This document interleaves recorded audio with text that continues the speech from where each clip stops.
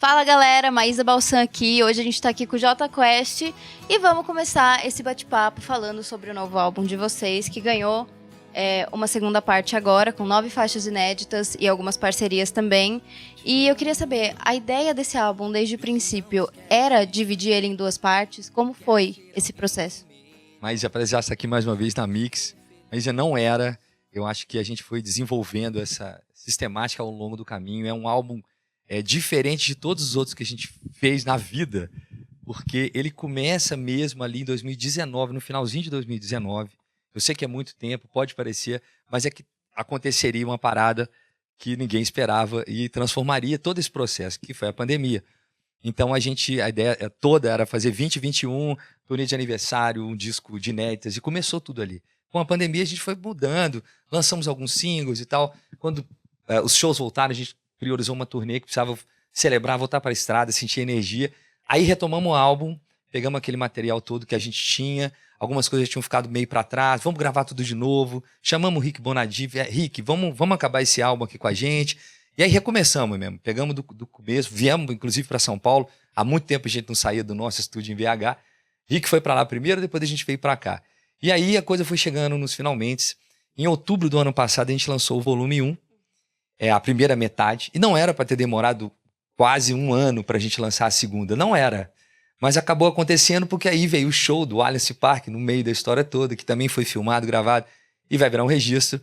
E aí, chegado agora nesse momento, a gente conseguiu olhar para aquele material todo, incluindo aquelas canções que no primeiro volume a gente tinha deixado para trás. Falou, não, cara, são filhos dessa mesma época, e aí vamos juntar tudo. No final a gente tem 23 faixas, são 18 canções ao todo, né? Mais algumas brincadeiras musicais. E é isso, cara. É a história, acho que é a história dos últimos 4 anos da banda em canções. Tem canção de todo jeito ali. Todos os Jota Quests, assim. O Jota Quest mais dançante, o das canções. Tem um pouco de rock, um pouco de tudo ali. E vocês também lançaram o single Valer o Dia, que é uma parceria com o Wilson Sideral. E tem um clipe gravado em Nova York, nos Estados Unidos. Vocês podem falar um pouquinho mais sobre essa faixa e como foi também? Podemos. Bom, essa faixa, Valer o Dia, é uma música que já estava com a gente ali no nosso estúdio, já estava rodando ali há um tempinho já, né? Até antes desse processo de 2019.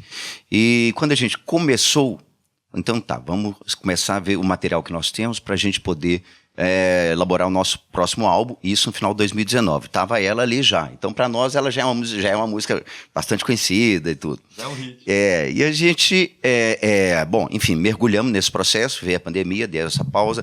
Quando retomamos, a gente retomou com outro produtor, que foi o Rick Bonadio, e aí a gente trouxe de volta tudo que estava sendo feito, mas já era um outro momento, sabe? O álbum, ele tem essa coisa do registro daquele momento, sei lá, às vezes é quase como uma roupa, que você fala assim, não, o conteúdo está aqui, mas essa roupa agora já não é essa, é outra.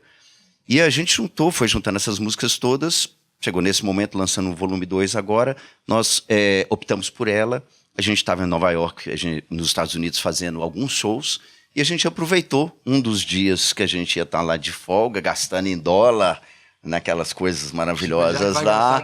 Fala assim, não, hoje não. Hoje quase com alguma coisa que vai, né? Que você vai levar para sua vida. Né? Vamos fazer alguma coisa produtiva. Aí a gente optou por lá mesmo fazer o clipe no Brooklyn. Né? Temos um amigo, Mess, que ele trabalha lá, faz vários videoclipes, fez vários videoclipes pro Jota Quest. E a gente pensou em alguma coisa que fosse focada na banda, tocando, de performance mesmo, com aquele fundo maravilhoso, né, que é a Ilha de Manhattan. E ficou maravilhoso o clipe, lançando a música aqui agora, um baladão assim, já da família tradicional, família Jota Quest, vamos dizer assim. E estamos muito felizes de trazer isso agora para o grande público. Sim. E nesse álbum também tem a música Eu Queria Ser, que é uma canção para Rita Lee, né? E ela é maravilhosa, por sinal. Olha... Por que você escolheu ela aí pra botar nas suas temas? Principalmente por causa da Rita Lee, né? Eu gostei muito dela. Da música? Uhum, Bacana. gostei muito. Não, porque aqui são as primeiras impressões que a gente tá tendo da galera Sim. mesmo pra saber, e aí e tal. Aí você já colocou ela aí. Acho que fico feliz, porque a gente ama ela, né? Eu gostei muito dela, Massa. achei ela maravilhosa. E eu queria que vocês falassem justamente um pouquinho mais sobre como foi o processo de criação dela e também o que a Rita Lee significa, assim, pra vocês, principalmente como músicos, né? Claro. Cara, a Rita, né? Explicar a Rita Lee nem precisa muito, né? A importância da obra da Rita, né? Que começa com o rock dos Mutantes, né? A revolução toda que eles provocaram, e depois a Rita segue como essa representante, assim, vira uma artista pop completa, né? Uma das maiores vendedoras de disco que já existiram no país, e sempre com, sabe, uma pitada, uma pimenta, né? E quando a gente fala na canção de uma canção de amor da Rita Lee, e desse é mais bacana. E a Rita é amada pelos homens e pelas mulheres. Isso é uma coisa muito legal, né? E a gente ama a Rita. A gente vinha tocando Rita Lee recentemente, algumas canções dela no show. Sempre que encontrávamos com ela, ela é sempre muito carinhosa com a gente e tal. Beto Lee, nosso amigo e tal.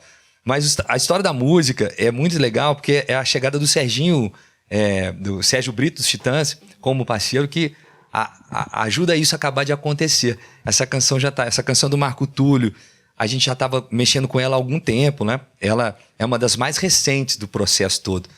E eu já tinha começado a letra, eu queria ser uma história de um cara que... ele queria ser muitas coisas, ele tá correndo atrás do prejuízo, assim, de recuperar um relacionamento, deve ter feito alguma merda, eu não sei exatamente o que ele aprontou, ou ela, enfim, eles, né? Este casal, qualquer tipo de casal. E aí ele começa a querer ser muitas coisas. Eu comecei a viajar nessa parte do cara que queria ser várias coisas para poder recuperar aquele amor. Entre elas, ser ele mesmo para poder voltar para ela. Eu queria ser você para você voltar para mim. E essa ideia estava na nossa cabeça, girando. E foi lá no estúdio do Rick, que o Rick falou, cara, vamos chamar o Serginho, ele vem aqui toda hora. Vamos chamar ele para terminar essa música. Fala um pouco aí, Mar. Pois é. Aí, fala um pouco, ele fala tudo. Aí depois ele vira. Não, fala da chegada do Serginho, pô. Ele conta tudo. Nasci em Alfeira, 1972 e tal. Já esqueci de falar isso dessa parte. E aí, bom, a gente, nesse processo todo que a gente veio para São Paulo, nessa segunda, né, pós-pandemia que a gente veio, então vamos terminar o disco, vamos refazer algumas coisas. A gente veio para São Paulo, como o Rogério falou, trabalhando com o Rick Bonadio. Essa canção, ela emergiu, todo mundo viu. O Rogério veio com essa ideia, porque eu ficava cantando assim, eu poderia ser... só que ela não saía disso, ela só virava eu poderia ser ela inteira. Poderia, falei, não, vamos... Aí o Rogério veio com um argumento, eu queria ser você para poder voltar para mim. Falei, esse desfecho é muito bom, gostei disso. Agora a gente tem que fazer o recheio.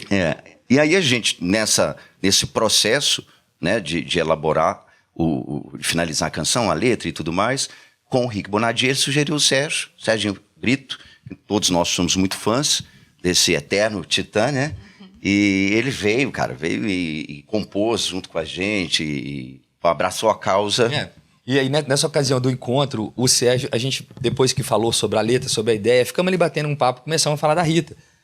Porque a Rita tinha partido ali nas proximidades daquele encontro e tal.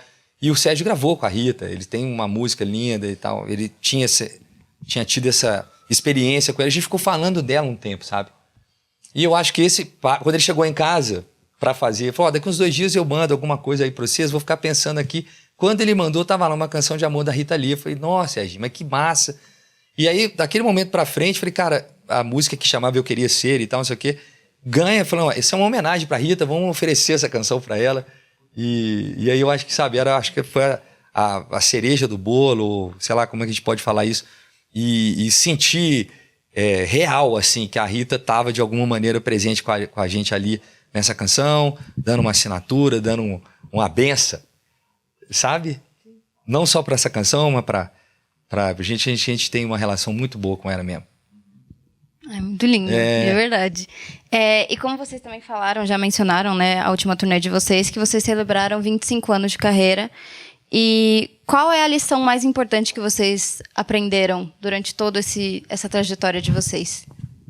É um 25 com um corpinho de 27.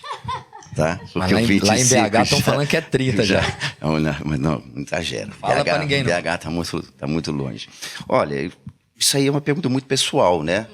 Eu vou te dizer que eu olho para esse período todo, nosso primeiro encontro, até essa jornada, né? Até esse momento que nós estamos vivendo agora, passando principalmente por esses 25 anos, essa turnê, que foi uma turnê muito legal, tem sido, ela vai terminar agora no final de ano.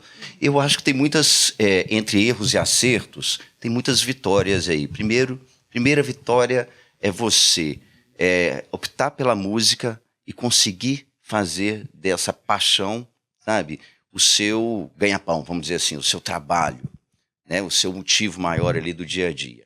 Sobreviver e viver disso. Então isso é uma coisa muito interessante, não só com uma música, com um momento, mas perpetuar isso ao longo desse tempo todo. Então o primeiro momento já é muito difícil, perpetuar isso também já é muito difícil, e estarmos os 5 juntos do começo até agora. Então eu vejo várias vitórias nesse processo todo de ensinamentos assim, de resiliência, de persistência, de não sucumbir às dificuldades, e elas existem, né? E estarmos aqui, esse ano no meio do ano, a gente fez um show no Allianz Parque.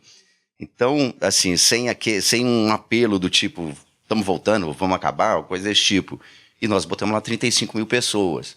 Então, também isso aí foi uma coroa diante desses anos todos e dessa sensação que eu tenho em relação ao lado vitorioso desse processo.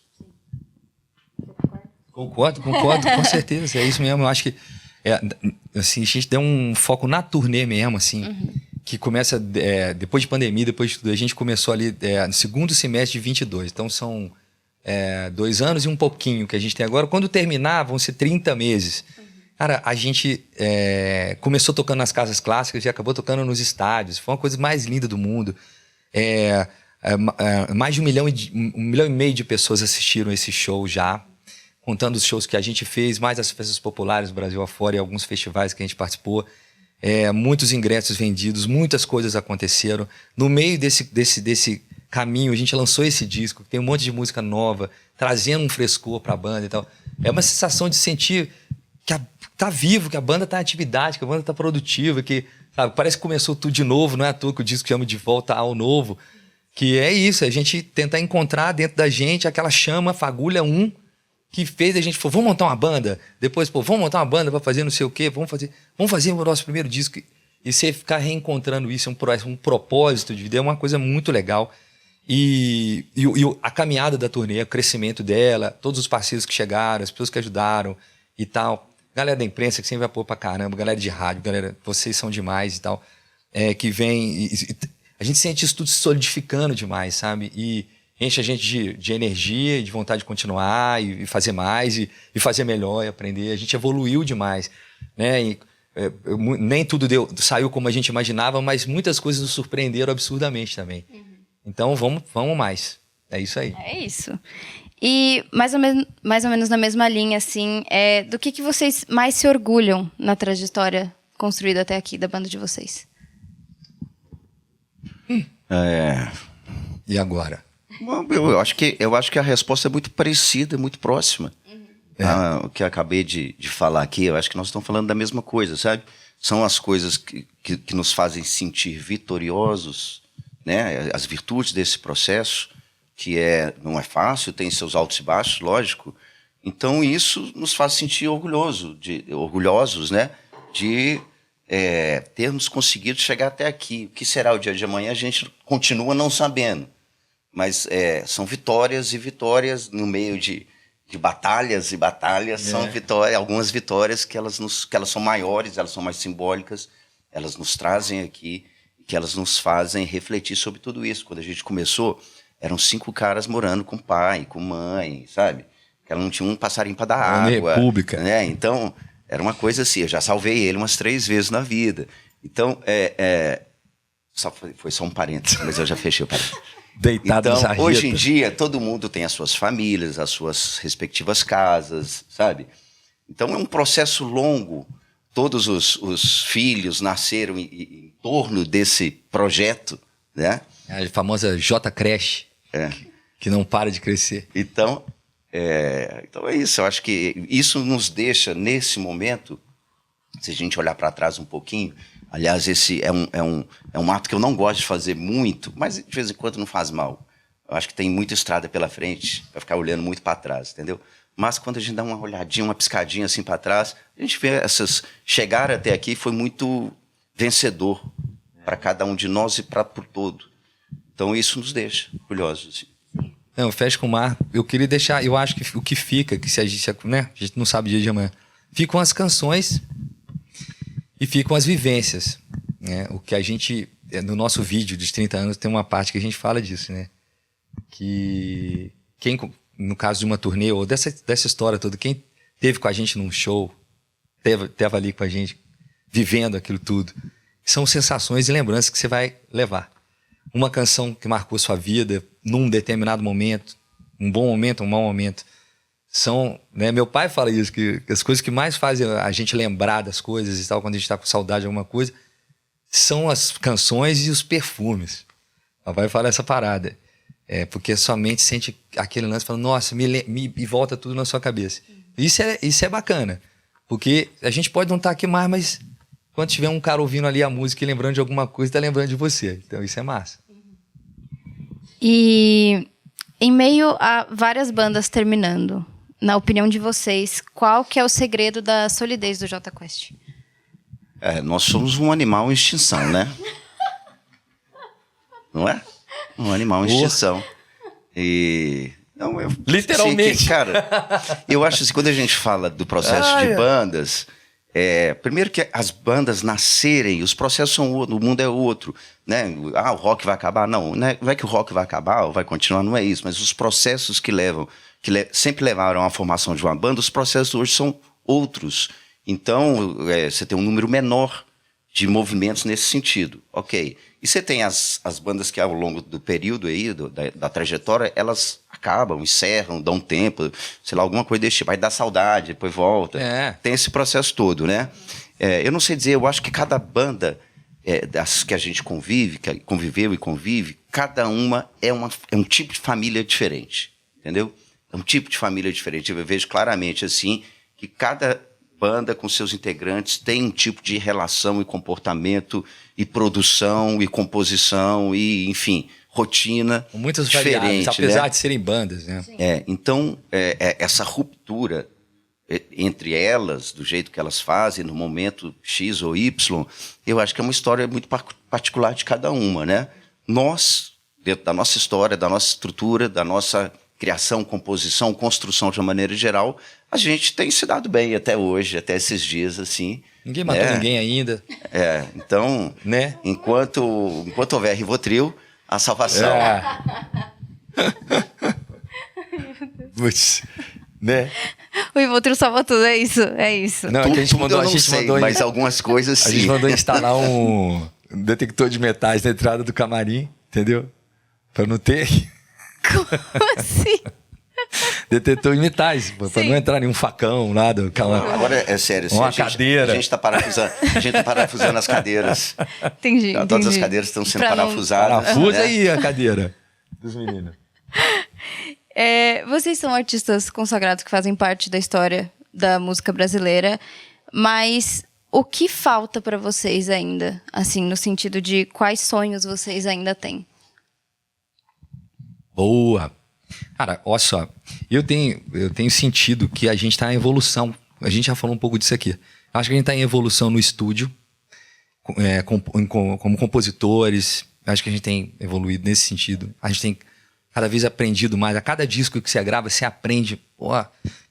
Isso aqui ficou mais bem gravado por isso, por aquilo. Enfim, por causa de um produtor que te traz uma ideia nova, alguém... amigos, parcerias, né? Fizemos várias parcerias diferentes nesse álbum com gente que a gente nunca tinha feito. Se aprende muito ali, se aprende na escrita, se aprende na harmonia, na criação. Então, são formas de evolução e eu acho que a gente está nesse ponto. O lance do show mesmo, cara. Essa turnê foi a maior turnê que a gente fez. Foi a primeira vez que a gente teve um diretor do show e que criou junto com a gente todo um conceito e aquilo foi se desenvolvendo ao longo da turnê, foi evoluindo, foi crescendo. A gente aprendeu a fazer um monte de coisa de que a gente ainda não tinha feito. Assim como tínhamos aprendido no acústico. O acústico foi uma grande escola pra gente. Nós nunca mais deixaremos de lembrar de como foi desconstruir nossas próprias músicas e construí-las de uma forma diferente. Isso se eleva com você. Então eu acho que o Jota tem muito que evoluir nesse sentido. Então você pode fazer novos discos, grandes turnês. A gente gostou da experiência do estádio, quem não gostaria, né? Vamos fazer mais disso, vamos nos preparar melhor, vamos correr atrás disso. Então são evoluções dentro de uma própria história. Eu pessoalmente tenho vontade e acho que a gente poderia conseguir, não digo uma carreira internacional, não é isso, mas tem muitos países que a gente ainda que a gente não tocou. Eu tenho uma predileção, não é predileção, eu tenho assim, uma vontade muito grande de rodar a América Latina. Tocando como Jota Quest, não essencialmente cantando em espanhol, apesar de eu gostar e até saber um pouco. A gente lançou um disco em espanhol há alguns anos, e eu me amarrei nessa história, e tem muitos artistas legais que eu gosto, assim, e que eu acho que a gente poderia, sabe, sair tocando por esses festivais. Então eu tenho essa vontade de poder ir para outros lugares onde a gente não foi. Mas eu acho que a busca maior minha mesmo, eu acho que o meu sonho é que a gente possa continuar evoluindo em todos os aspectos aí, apesar dos cabelos estarem ficando cada vez mais brancos. Olha, eu vou... É uma coisa muito pessoal também, né? Tem os sonhos conjuntos e tem os sonhos pessoais, assim. Eu acho que os sonhos, eles se renovam, sabe? Para todos nós aqui. Os que você realiza e os que você não realiza. A todo momento, eles estão se renovando. Então, a gente já realizou vários sonhos, outros mudaram, se transformaram.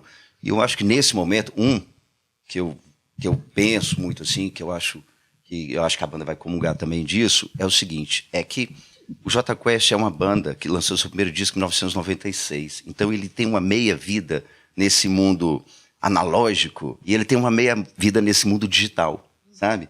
Então eu acho que levar a nossa música para outras gerações, né? Gerações que estão chegando agora, gerações que só entendem o mundo digital, que só consomem o mundo digital, por exemplo, esse é um sonho, é um desafio, vamos dizer assim, que é muito interessante, né? A gente tem filhos e a gente vê através deles isso, como que o ato deles está todo em torno do digital, né?